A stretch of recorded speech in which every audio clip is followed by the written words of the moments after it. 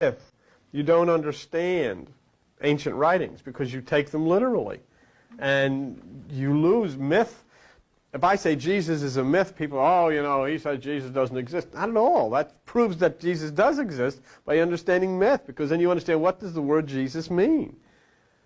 What does it mean to you as a human being in the reality of it? But you have to understand myth.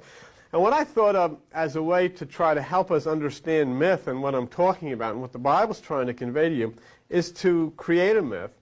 And let's use as the premise for it the idea that exchanging ideas brings wisdom. Wisdom, enlightenment. In other words, if there's an exchange of ideas, out of that exchange of ideas may come wisdom and understanding. That's a good word too. So, for instance, if she gets together with her and they sit down and they exchange ideas, or if two of you get together, three or four of you get together, and you have an exchange of ideas, out of that exchange of ideas, there may come understanding. You may become enlightened about something that maybe you didn't know before. All right? So that's one premise we'll use, that exchanging ideas brings wisdom and understanding. Let's also use another premise, that revealing a secret can bring or cause problems. So exchanging ideas between two or three can bring understanding, but revealing secrets can also cause problems. So let's use that as the premise. And let's create a myth, if we can, totally within the realm of your understanding it very simply. Let's take two people, Tom and Pete, okay?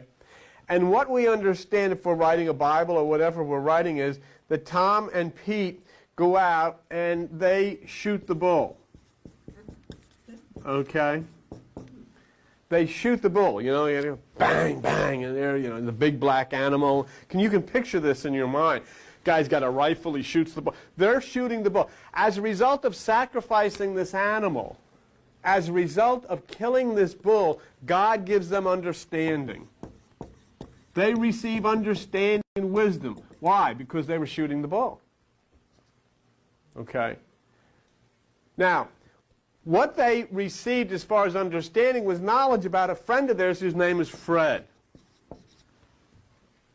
And what they, between the discussion or from shooting the bull, the understanding that came to them is the fact that this is something they had been concerned about, but now they're pretty sure of it. Fred is off the wall. Now, in other words, he's not on the wall where he should be. He's off the wall. What they decided is they really don't want to tell too many people that Fred's off the wall, because this was given to them as divine understanding by sacrificing the bull, shooting the bull. They shot the bull and they received understanding about Fred. Fred's off the wall. Keep this secret. Well, it was okay, but after a while Tom met Marie. And Tom told Marie, and Marie spilled the beans.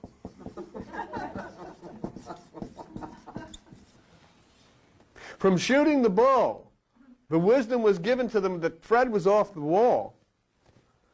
And now Marie spilled the beans. As soon as Marie spilled the beans, the cat was out of the bag. Okay?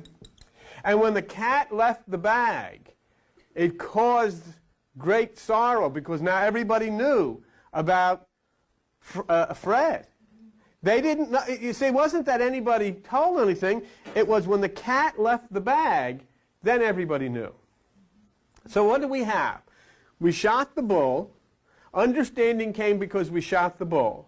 The understanding that we received about a human being because we shot the bull was that the human being was no longer on the wall. The human being was now off the wall. When this was revealed to another person, that person spilled beans. When the beans hit the floor, the cat ran out of the bag, and that caused all of this horror because now everybody knew.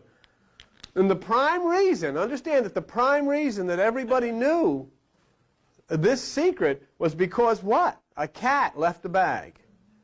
Well, as long as the cat stays in the bag, there's no problem. But as soon as the cat ran out of the bag, it presented a serious problem.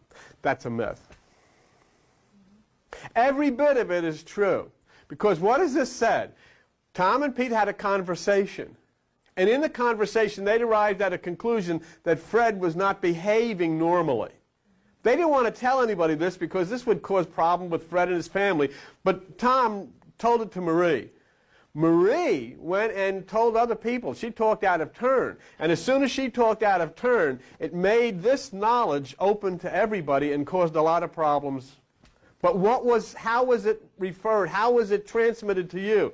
By shooting the bull. This person was off the wall, so she spilled the beans and the cat ran out of the bag, and it caused all the problems.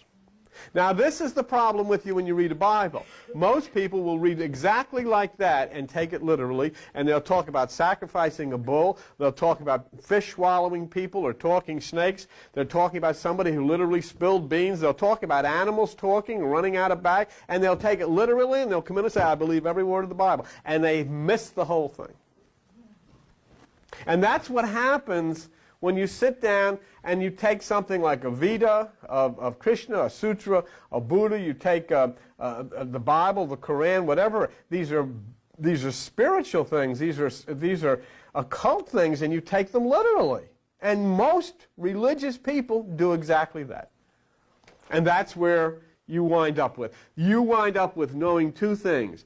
Because they shot a bull, and you just picture somebody with a gun shooting a bullet into a bull's head. Because they shot a bull, this woman eventually dropped a bag of pinto beans on the floor, and it caused the cat to run out, and everybody got upset. Is it any different than saying that Adam and Eve ate an apple and the whole world went down the toilet? When you don't know what you're doing, and you're handling ancient myths and you're handling ancient scriptures, that's exactly what happens. And the world winds up in a mess because they don't know